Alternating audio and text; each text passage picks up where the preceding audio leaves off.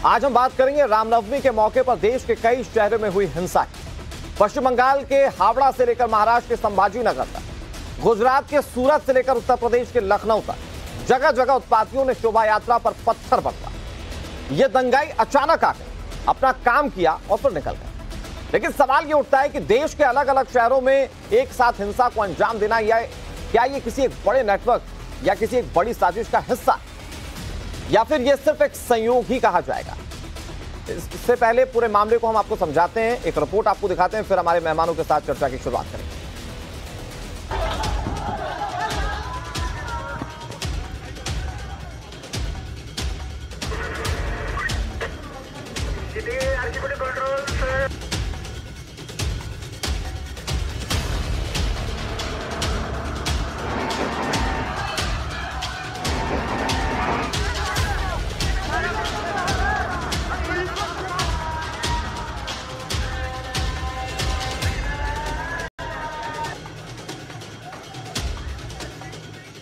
संभाजीनगर महाराष्ट्र,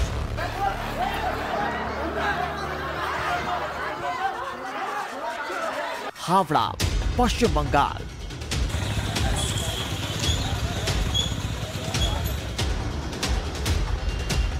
मुंबई महाराष्ट्र,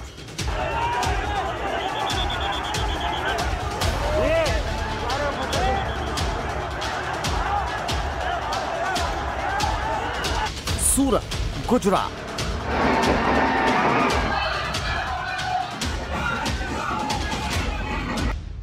जलगांव महाराष्ट्र,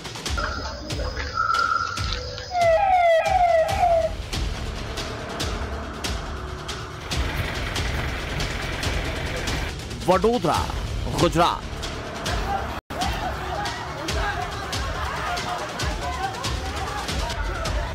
शहर कई हैं लेकिन तस्वीरें एक जैसी हैं। हिंसा, आगजनी और तोड़फोड़। रामनवमी पर माहौल खराब करने की साजिश रची गई। रामनवमी पर निकलने वाली शोभा यात्रा में रोड़ा अटकाने का षड्यंत्र रचा गया। रामनवमी से ठीक एक दिन पहले यानी 29 तारीख को जो हिंसा महाराष्ट्र के संभाजीनगर में भड़की, वो 24 घंटे के अंदर देश के कई शहरों में दाखिल हो गई। बंगाल में भी खूब बवाल हुआ। उपद्रवियों ने शोभा यात्रा पर पथराव किया। शोभा यात्रा में शामिल गाड़ियों को फूंक दिया गया, लेकिन कार्रवाई करने की बजाय इस पर सियासत शुरू हो गई। सीएम ममता बनर्जी ने इसे पार्टी विरोधी साजिश करार दिया।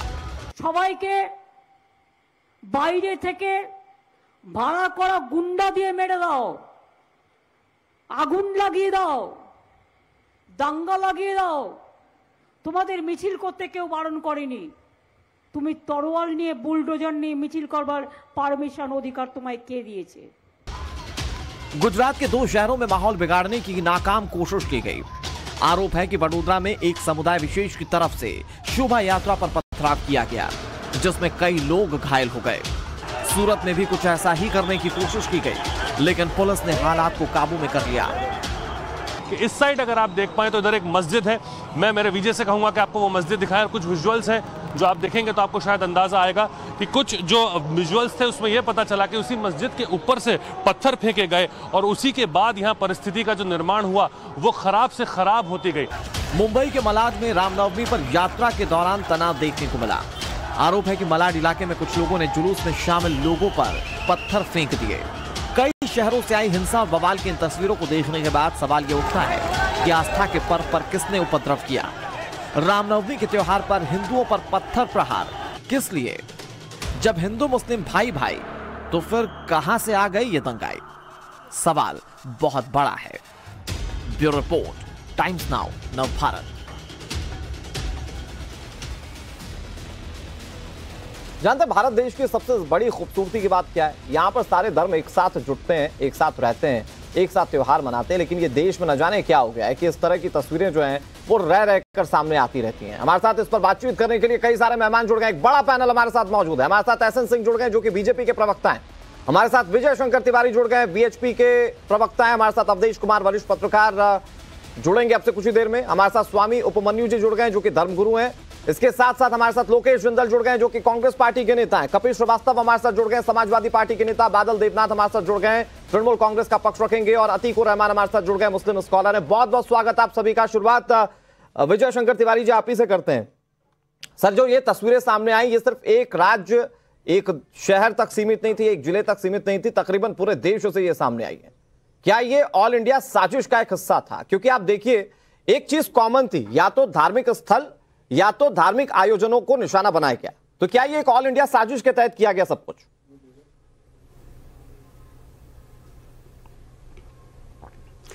देखो, ये साजिश तो है ही है, और पिछले वर्ष भी 56 स्थान ऐसे आए थे जहां पर इस प्रकार के पत्थर मारे गए थे, जहां पर बोतलें फेंकी गई थी, कहीं कहीं तो रिवॉल्वर का भी प्रयोग हुआ था, और सैकड़ों लोग उसमें घायल हो गए थे। और जब यह विवाद बाहर गया तो लोगों ने कहा, और कांग्रेस की सरकारों में भी हुआ था, सब जगह हुआ था, और लोगों ने कहा कि ये तो गलत नारे लगा रहे थे, भड़काऊ नारे लगा रहे थे। और नारे क्या थे? वंदे मातरम, भारत माता की जय, जय श्री राम। ये नारे भड़काऊ नारे होते हैं। जो इन नारों को भड़काऊ मानते हैं उन्होंने ऐसा किया। लेकिन इस वर्ष भी आप देखिए कि महाराष्ट्र में, गुजरात में, आसाम में, कोलकाता में, बंगाल में इस प्रकार की घटनाएं आई हैं। और बंगाल में तो एक और देखने को मिला कि वहां के मुख्यमंत्री इस प्रकार की बात कर रही हैं कि मुसलमानों पर इस प्रकार का कोई अत्याचार होगा, कोई वहां कुछ होगा तो हम बर्दाश्त नहीं करेंगे। यानी हिंदुओं का कुछ भी हो जाए उसके लिए कोई दिक्कत नहीं है। मुसलमानों की गलियों से आप शोभा यात्रा नहीं निकाल सकते। भारत है, ये भारतवर्ष में जिसमें 80% से ज्यादा हिंदू रहता है, वहां पर शासन के लोग ये कहने की कैसी हिम्मत कर सकते हैं कि ये गली मुसलमानों की है, इसमें आप शोभा यात्रा नहीं निकाल सकते। मैं इस बात को आगे लेकर जाऊंगा। बादल देवनाथ जवाब देना चाह रहे हैं। उनकी गली से नहीं। बादल देवनाथ जी, मैं आपके पास आऊं बहुत जल्दी से। अतीकुर रहमान साहब, ये कोई क्विक एक्शन रिस्पांस टीम तैयार है क्या कि हिंदू आयोजन होंगे और उस पर पथराव शुरू कर दिया जाएगा? क्योंकि देखिए यूएसपी तो एक ही जैसी नजर आती है, पिछले साल की भी बात कर लीजिए, इस साल की भी बात कर लीजिए। ये पथराव के लिए पत्थर कहां से जमा हो जाते हैं? ये सुनियोजित है क्या सब कुछ? सर जी, बहुत सुनियोजित है अनुराग। और थोड़ा सा 1 मिनट चाहूंगा, और इससे पहले जो प्रवक्ता कह रहे थे आदरणीय, उनको बताना चाहूंगा कि ये भारत है, ये वो भारत है जिसमें गीता का सबसे पहला ट्रांसलेशन मुगलों के जमाने में पर्शियन में हुआ था। आप बात को समझ लीजिए विजय शंकर तिवारी जी, जो आप कोशिश कर रहे हैं हिंदू और मुसलमानों को लड़ाने की भगवान राम के नाम पर, ये कोशिश में आप कामयाब कभी भी ना हो पाए हैं और ना अब की होंगी। अनुराग जी, मैं आपको बताना चाहूंगा कि भगवान श्री राम को सबसे पहले अगर भारत के मुसलमानों के दिलों में किसी ने उतारा तो वो थे अल्लामा इकबाल। ठीक सर, जिन्होंने भगवान श्री राम को इमाम हिंद का दर्जा देकर उनकी तमाम राइटिंग्स के अंदर नहीं सर, ये अच्छी बात है, आपने अच्छा हुआ जनरल नॉलेज दुरुस्त कर दिया अतीकुर रहमान साहब। लेकिन आपने ये कहा ना कि ये विजय शंकर तिवारी भड़का रहे हैं, तो ये क्या रैलियां क्या विजय शंकर तिवारी निकाल रहे हैं क्या? क्या भड़की और पथराव कीजिए कर रहे हैं अनुराग जी, इन्हीं के लोग पत्थरबाजी कर रहे हैं। ठीक है, विजय शंकर तिवारी जी आप करवा रहे हैं। मामला उनका है, ये पूरा इनका मामला है, एक तरह का षड्यंत्र रचना और आगे आने वाले पहले तो मुझे आपत्ति इस बात की है। ठीक है, एक मिनट उजागर करना। ठीक है, अतीकुर रहमान जी प्लीज, विजय शंकर तिवारी कुछ कह रहे हैं, प्लीज सर, प्लीज अपनी बात पूरी कीजिए विजय जी। एक तो अतीकुर रहमान भगवान राम है, इमाम नहीं है। आप इमाम की परिभाषा अपने पास रखिए। हिंदू समाज भगवान राम को भगवान मानता है, गॉड मानता है, गॉड, इमाम नहीं मानता है। तो जितने आपकी परिभाषाएं उनको अपने घर में अपने झोली में बंद करके रखिए। हमें शिक्षा मत दीजिए कि उनको क्या कहना चाहिए क्या नहीं कहना चाहिए। दूसरी बात, आप क्या कहना चाहते हैं कि शोभा यात्रा नहीं निकलनी चाहिए? हिंदू समाज हजारों वर्षों से शोभा यात्रा वो कह रहे हैं, आप करवा रहे हैं सर, आप जानबूझ के शोभा यात्रा निकाल रहे हैं, आप भड़का रहे हैं। आपको शर्म आनी चाहिए, आप लोगों को शर्म आनी चाहिए कि हिंदू मुस्लिम भाईचारा का नारा कैसे ले लेते हैं। मैं आ रहा हूं, एसएन सिंह जी आ रहा हूं आपके पास। अतीकुर रहमान जी 10 सेकंड में अपनी बात पूरी कर लीजिए, फिर मैं दूसरे पैनलिस्ट के पास जाता हूं। 10 सेकंड प्लीज। मैंने कहा भगवान श्री राम वो मिर्जा मजहर जाने जानम की फिलॉसफी थी, जो उन्होंने कहा कि बहुत सारे पैगंबर जो अल्लाह ने भेजे उसमें भगवान श्री राम। ठीक है अतिकुर रहमान जी, आपकी बात पहुंच गई, ठीक है सर। लेकिन यूके देवनाथ साहब, ये तो भारत देश में मुझे हास्यास्पद दिखता है, किसी राज्य की मुख्यमंत्री कह दें कि अगर मुस्लिमों पर कुछ हो जाए तो मुझसे बुरा कुछ नहीं होगा। गॉड मानता है तो सर एक धर्म विशेष की मुख्यमंत्री है क्या ममता बनर्जी? एक मिनट विजय जी, प्लीज बादल देवनाथ जी, एक धर्म विशेष की मुख्यमंत्री है क्या ममता बनर्जी?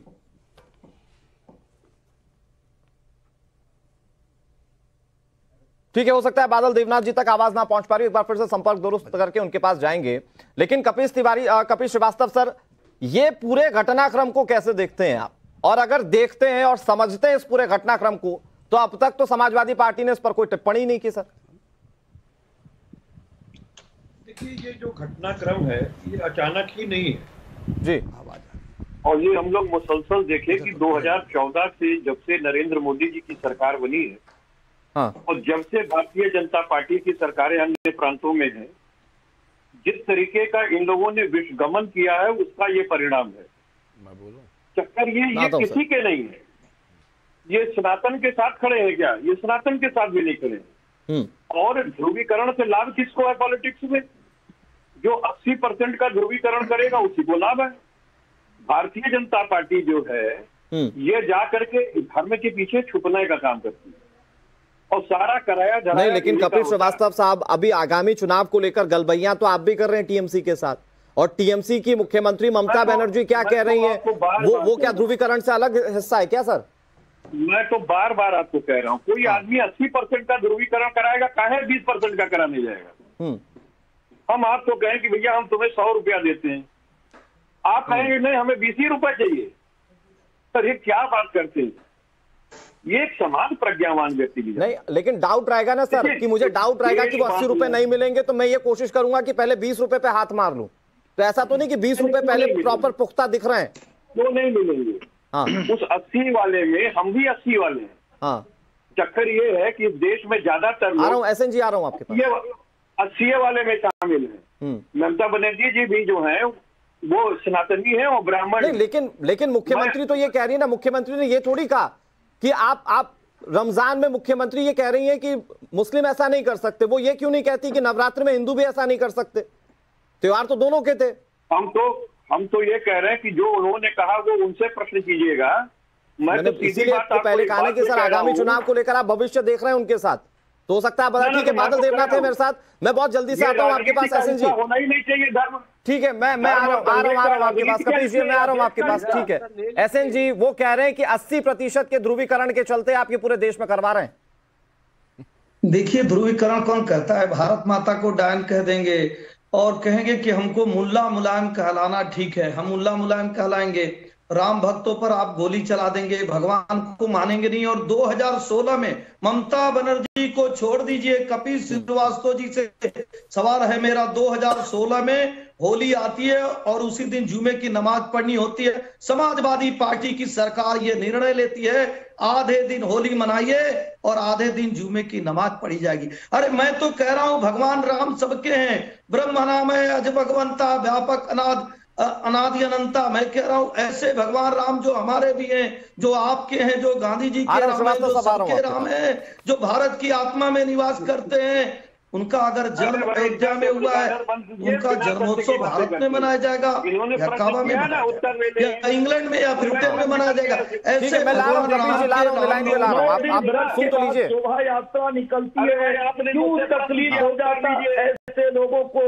क्यों तुष्टीकरण की राजनीति के नाते कुछ भी कहने के लिए स्वतंत्र है? हम तो कहते हैं अनुराग जी, सभी लोगों को अपने ईश को मानने की स्वतंत्रता। ठीक है एसएन जी, लेकिन क्योंकि नहीं एसएन सिंह जी, मुझे एक बहुत छोटा सा जवाब दे दीजिए जो विपक्ष आप पर कहता है। बादल देवनाथ जी, मुझे ये बताइए कि खुद जब मुख्यमंत्री अगर एक पक्ष को प्रॉफिट देने लग जाए या एस देने लग जाए, तो शायद वहां पर ये जस्टिफिकेशन नहीं हुआ। जब वो खुद कहें कि ये रमजान में मुस्लिम नहीं कर सकते, तो क्या नवरात्र में हिंदू कर सकते हैं क्या दंगे? नहीं, ऐसा कुछ नहीं है। बात को पहले समझना चाहिए। जी समझाइए सर। क्योंकि दीदी ने क्या कहा, हिंदू का मतलब है कौन? 6 करोड़ तो हिंदू तो है यहाँ पर, 3.5 करोड़ मुसलमान है बंगाल में। सबसे ज्यादा मुसलमान पूरे देश के अंदर बंगाल में रहता है।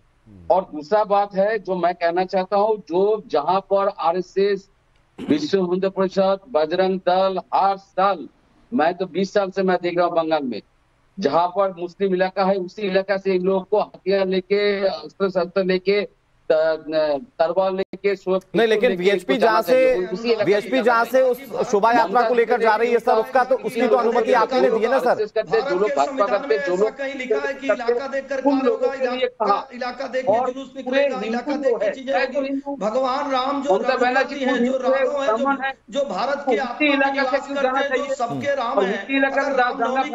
नहीं, एक मिनट, एसएन सिंह जी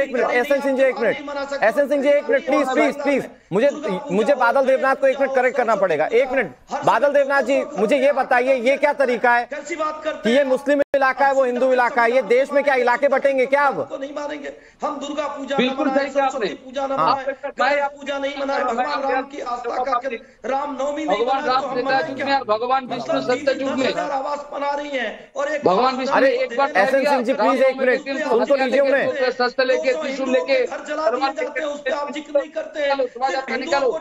राम ने पिताजी ने बोला, भाई मैं जा रहा हूँ, मैं ब्रह्मांड में जा रहा हूँ, और तुम लोग, मैं मेरा जन्मदिन जब आएगा, रामनवमी आएगा, तुम हर दिन सब मिलके सारे तलवार लेके, शस्त्र लेके तुम जब जुलूस निकालोगे। भगवान राम ने एक बार कहा, ये लोग क्यों निकलते हैं? ये आरएसएस वाला, बजरंग दल वाला, विश्व हिंदू परिषद जो भी है, ये लोग निकलते हैं। अच्छा ठीक है, एक मिनट, मेरे पास वक्त लिमिटेड है, मैं आ रहा हूँ आप दोनों के पास। एक मिनट मैं आप दोनों के पास आऊंगा, ठीक है? आप अपनी बात को एक एक करके क्लियरिटी से रखिए, लेकिन लोकेश जिंदल साहब मुझे एक बात बताइए, अभिषेक मनु सिंह भी कह रहे हैं कि दंगे होते नहीं है, दंगे करवा दिए जाते हैं, तो आप मुझे समझाएंगे सर कि दंगे करवा कौन रहा, सत्ता पक्ष या विपक्ष? देखिए, तो सत्ता पक्ष है। तो राजस्थान में तो सत्ता पक्ष कांग्रेस पार्टी है, पिछली बार मतलब राजस्थान में कांग्रेस ने करवाया होगा। देखिए, केंद्र सरकार के पास एक बहुत अच्छा बिल था, कम्युनल वायलेंस बिल, जिसे 2014 में भाजपा ने पास नहीं होने दिया। और आज भी अगर मैं देश की बात करूं तो देश में कम्युनल वायलेंस बिल की आवश्यकता है, क्योंकि अगर हम कम्युनल वायलेंस की बात करते हैं, ये कोई छोटी मोटी घटना नहीं है। देखिए, हमने भी कल शोभा यात्रा करवाई है, हमारे एरिया के अंदर 40 साल से चलती आ रही है। हाँ। और हमने बाकायदा पुलिस से परमिशन लेकर जो है पूरा का पूरा जो मार्ग था उसे तय किया, ये चीज की श्योरिटी ली कि किसी भी प्रकार की कौमी हिंसा ना हो। लेकिन क्या होता है, जब भी ऐसी कौमी हिंसा होती है, इसका मतलब पुलिस ने अपना कार्य नहीं किया। देखिए, पुलिस के पास प्रिवेंटिव डिटेंशन है, सेक्शन 144 की धारा है, तो प्रशासन के पास ऐसे कोई टूल्स नहीं है। मतलब लोकेश जिंदल जी आपकी बात ठीक है, आप ठीक है, फैक्चुअली ठीक कह रहे हैं। नहीं लोकेश जी, मुझे एक बात बताइए, तो क्या भारत देश में अब इसकी जरूरत है कि अब इलाके देख के शोभा यात्रा या फिर धार्मिक जुलूस निकाले जाए, भले वो किसी भी पॉलिटिकल पार्टी का हो, किसी भी गुट का हो? और नहीं लोकेश जी, अब क्या इलाके देख के धार्मिक जुलूस निकालने की इजाजत लेनी होगी क्या? नहीं, मैं मेरी बात पूरी करने दीजिए। जल्दी से सर, जल्दी से। मैं ये कहूंगा कि मीडिया को ऐसी सरकार, ऐसी पार्टी को घेरना चाहिए जिसके कार्यकाल में इस तरह की कौमी हिंसा हो, भले वो किसी भी गुट का हो, क्योंकि इससे सबको घेर रहे हैं, के जीवन पर असर पड़ता है। एक आम आदमी के जीवन, जिसका प्रथम दायित्व इस स्टेट का होता है, स्टेट का पहला दायित्व होता है कि एक आम आदमी के जीवन की रक्षा करे। अगर वो रक्षा नहीं हो पाती किसी भी कौमी हिंसा, ठीक है। मैं लोकेश जी, मैं एक खबर अपने दर्शकों को बता दूं, बड़ी खबर है हावड़ा से, जहां पर एक बार फिर से बवाल की तस्वीरें जो है वो सामने आ रही है। लेकिन दुखद बात यह है कि हमारे सहयोगी जो लगातार जाबाज रिपोर्टिंग कर रहे थे, देखिए ये कुंदन हमारे सहयोगी सुबह से लगातार तस्वीरें दिखा रहे थे और इन्हें भी चोट लगी है। अब जरा सोचिए बंगाल का स्तर क्या। बादल देवनाथ साहब, ये तस्वीर आपको देखनी चाहिए और बोलना चाहिए, सोचना चाहिए कि जब मुख्यमंत्री ये कहती है कि नहीं साहब दंगा तो फला व्यक्ति ही कर सकते हैं, तो दंगाइयों को कोई धर्म नहीं होता, कोई उसकी जात नहीं होती, वो पत्थर चलाते वक्त नहीं देखता कि किसको लगेगा। अब देखिए तस्वीरें हावड़ा से हम आपको दिखा रहे हैं, जहां पर पश्चिम बंगाल में एक बार फिर से बवाल की तस्वीरें जो है वो सामने आई है। मेरा जवाब भी आप ले लीजिए।